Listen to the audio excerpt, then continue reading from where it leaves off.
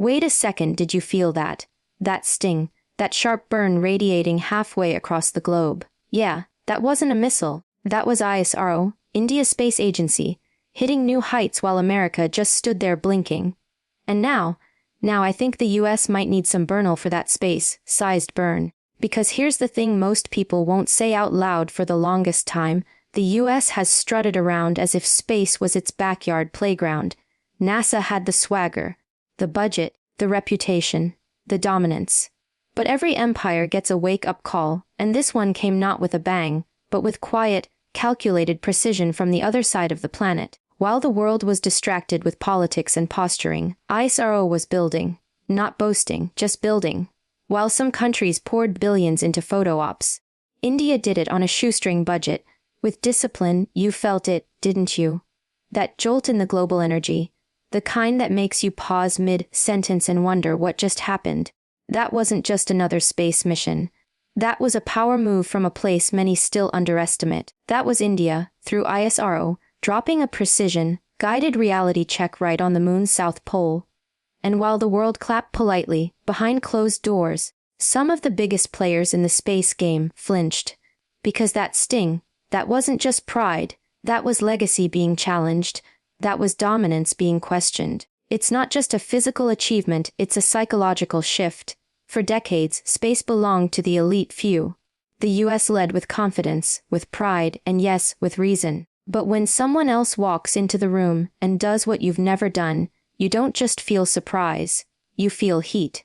That's what this moment is. It's a burn to the ego, not because India did something wrong, but because they did something others didn't expect them to do. Yet, that burn you feel, that's disruption. That's the sound of global hierarchy being reshuffled in real time.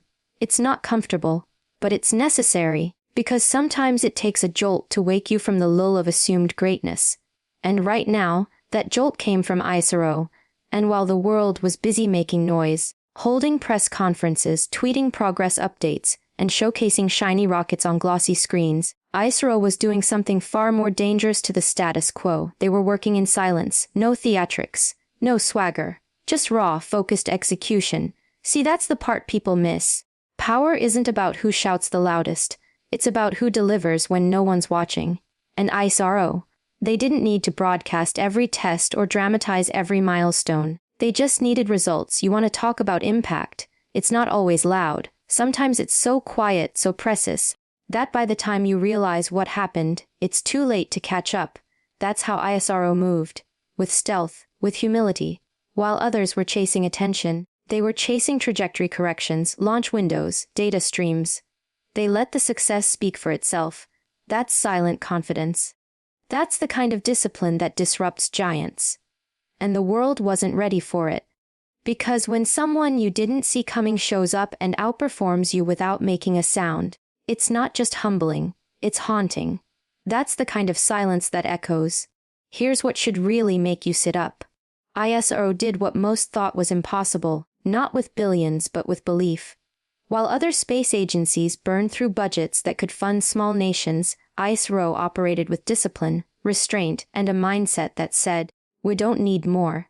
We just need to be smarter." That right there is the game changer. It's not how much you have, it's how well you use it. Let's be real. When people throw money at a goal, they expect success. But when someone achieves the same result, or better, with a fraction of the resources, that's not just impressive, that's threatening, because it exposes inefficiency, it forces accountability, it says to every bloated project, every overfunded institution, "What's your excuse?" ISRO didn't rely on a padded wallet, they relied on purpose. Every rupee was accounted for, every step calculated, every mistake learned from and not repeated. That's not just engineering, that's strategy. That's mental toughness. That's knowing who you are, even when the world assumes you're not enough. So now, when the US looks at that lunar landing, they're not just seeing a mission, they're seeing a mirror. One that reflects not just India's rise, but the truth about what happens when someone out-thinks you, not just outspends you. That's the sting. That's the real burn. Everyone loves the underdog story, until the underdog actually wins. Then suddenly it's uncomfortable, unsettling. Because it's easier to cheer for someone when you don't think they're a real threat. But when they show up and outperform, that's when the narrative shifts. That's what ISRO did. They didn't just make history, they rewrote the rules of the game. And the world watched as the so-called underdog didn't just bark it bit, quietly, efficiently, strategically. Let's be honest. India wasn't expected to lead in space. That wasn't the storyline most people believed in. They were supposed to be the hard-working side player, not the one planting their flag on lunar ground untouched by anyone else. But underdogs have a fire the favorites don't. They're not blinded by legacy. They're not bogged down by ego. They're hungry, focused, and when no one's looking, they train harder, work longer, endure more, because they don't have the luxury of assumption. And that hunger, that's what you saw in Chandrayaan-3. That wasn't luck, that was sweat, precision, grit. So when ISRO pulled off what others hadn't, it wasn't a fluke, it was a forecast. A message to the world that the underestimated are not only catching up, they're passing by. And if you're not paying attention, if you're still stuck in yesterday's ranking, you're not just behind, you're blind. Complacency is a quiet killer. It doesn't shout, it whispers, you've already made it. It convinces you to slow down just a little, to relax, to assume the top spot is permanent. That's how giants fall. Not with a crash, but with a shrug. And that's exactly what the US is feeling right now. Because while they were basking in the glory of past missions, ISRO was putting in the grind. Quietly, consistently, without expecting applause. They weren't obsessed with being the first, they were obsessed with being better. And that obsession, it's what turns challengers into champions. Look, excellence is never a one-time event. It's not a trophy you win and hold forever. It's a standard you maintain every single day. And when you get too comfortable, when your systems start running on legacy instead of innovation, you create cracks. Cracks that others, like ISRO, are more than ready to push through. Because they're not dragging the weight of entitlement. They don't have time for arrogance. All they have is a vision, a deadline, and the grit to make it happen. So now, when America feels that sting, it's not just about a rocket. It's a deeper realization that the race never ended. And while they paused to celebrate yesterday's wins, someone else kept running. That's the burn. That's the price of assuming the crown without guarding the throne. Ego has a funny way of blinding even the smartest people in the room. It whispers lies, tells you you're untouchable, unbeatable, above the rest. It builds a wall around you, one brick at a time, until you can't even see how far behind you've fallen. That's the trap. That's the danger the US walked into. While NASA was looking in the mirror, ISRO was looking at the moon. No distractions. No need for validation. Just mission-first mindset. You see, ego doesn't push you forward. It keeps you stuck. It convinces you that because you led once, you'll lead always. But the truth, leadership is rented, not owned, and rent is due every single day. The moment you stop paying in effort, in innovation, in humility, someone else steps in. And ISRO didn't just step in, they stepped up. Not because they were trying to outshine anyone, but because they weren't trying to impress anyone either. They had nothing to prove and everything to pursue. That's what makes the burn cut deeper. Because when someone humbles you without even trying, when they let results do all the talking, your ego doesn't just crack, it shatters. And that's when reality hits. That maybe, just maybe, you've been playing the role of a leader longer than you've actually been leading. That burn you feel, that sting that hit deeper than a political debate or a budget report, that's not failure. That's feedback. That's life giving you data. That's reality throwing cold water in your face and saying, wake up. Because every time someone else rises, every time an underdog delivers something groundbreaking, the first instinct is to deny it, to downplay it. But deep down, you know exactly what it means. You got too comfortable. You got too used to winning. And now that someone else has done what you didn't expect, or worse, what you didn't prepare for, you feel it in your bones. That's the burn. And the worst thing you can do is ignore it. You want to be great. Learn to listen when it hurts. When ISRO planted that flag on the moon's south pole, they weren't just celebrating a technical win. They were redefining possibility. And instead of brushing it off, instead of letting pride get in the way, the smart move is to study the burn. Break it down, analyze it. Ask yourself why it hit so hard, because truthfully, it's not about Isro, it's about you. It's about what this moment exposed in your systems, in your mindset, in your complacency. That's the gift hidden in the embarrassment. Most people see pain and run from it. High performers, they lean in, they don't waste it, they dissect it, they say, okay, what is this teaching me? Because pain doesn't lie. It's honest, raw, immediate. It tells you exactly where your gaps are. It doesn't care about your ego, your title, or your past success. It just shows you where you've fallen short and gives you a shot at leveling up if you're bold enough to face it. So yeah, ISO delivered a burn, not maliciously, not with arrogance, but with execution so sharp it exposed where others have gone soft. That's the moment you either double down on denial or get honest with yourself. You ask, where have we been coasting? Where have we relied too much on history and not enough on hunger? Where have we stopped thinking like challengers and started acting like heirs to a throne no one promised us? This isn't just about space. This is about mindset, because the ones who win, consistently, aren't the ones who feel pain and collapse. They're the ones who use it, who harness it, who get punched in the face and say, okay, I see what I missed. Let's go back in.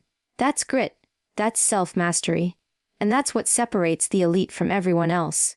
You want to see where legacy comes from? Look at who's willing to get uncomfortable. Look at who's willing to feel the burn, own it, and turn it into fuel. Isro wasn't afraid to take risks. They failed. They recalibrated. They came back stronger. No excuses. No drama. Just evolution. That's the playbook. And if you're smart, you don't resent them for it.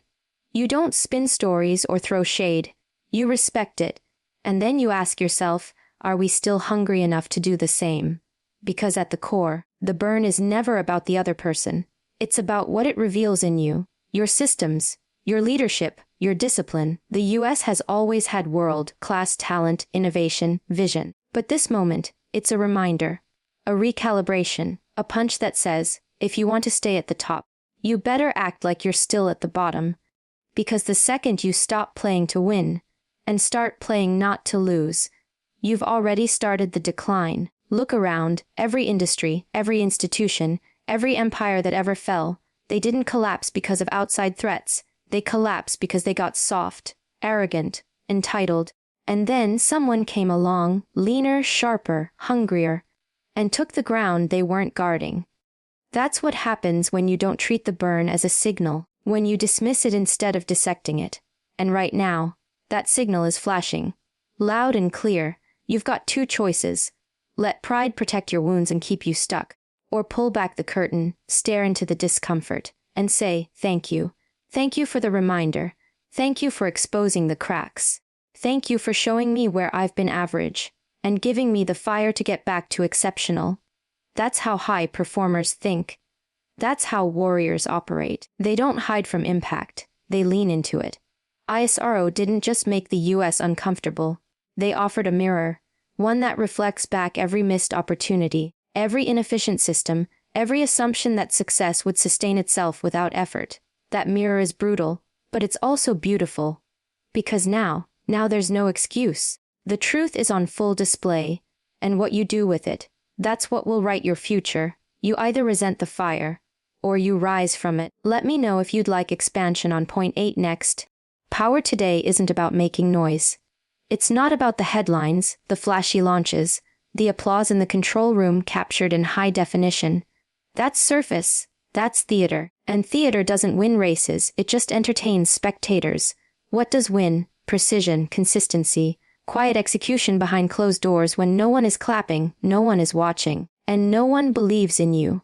That's where ISRO operated, in the silence, in the shadows. Where results matter more than recognition. You want to know what real power looks like. It's a team working relentlessly at 3 a.m. not for the world to notice, but because the mission demands it. It's not the photo op. It's the calibration, the failed test rerun, the data crunching, the resilience that doesn't need a camera to feel real. ISRO wasn't building momentum for likes. They were building legacy through output, not optics. And when the moment came, they didn't announce it with a megaphone. They let the results speak, and that silence was louder than anything a PR campaign could create. That's what makes this sting so deep for some. Because in a world addicted to external validation, ISRO didn't ask for permission to be taken seriously. They didn't brand themselves as the next big thing. They just became it.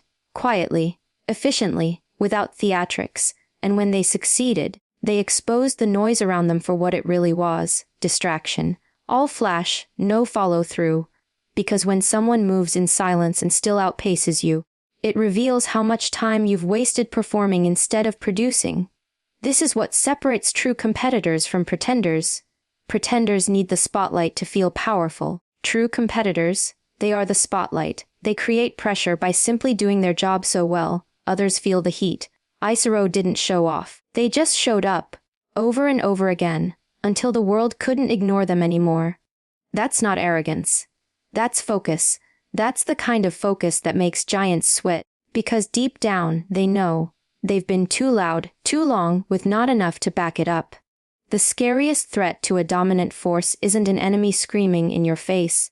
It's the quiet one who doesn't say a word, because they're too busy building something that's going to make you irrelevant. That's the real fear. That's the kind of fear that doesn't yell, it whispers. And it lingers. So now the world is watching ISRO not because they demanded attention, but because they earned it. Because effectiveness will always outlast ego. And when the noise fades, when the media moves on, the only thing that matters is, did you deliver? ISRO did. And that silence. That's not absence, it's dominance. In this game, whether it's space, leadership, or legacy, adaptability is the only real currency that counts. Not history, not reputation, not even power. Because power without adaptability is just a statue, impressive maybe, but completely immobile when the ground starts to shift. And right now, the ground is shifting. What ISRO did wasn't just launch a spacecraft, it launched a new era, one where agility beats tradition, where speed, focus, and resilience outperform legacy names and inflated budgets. That's the new reality. And if you're not evolving, you're eroding.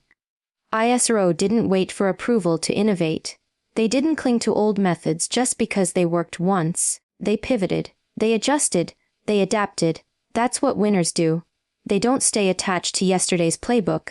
They rip it up if it no longer applies. While others recycled old patterns, ISRO created new systems.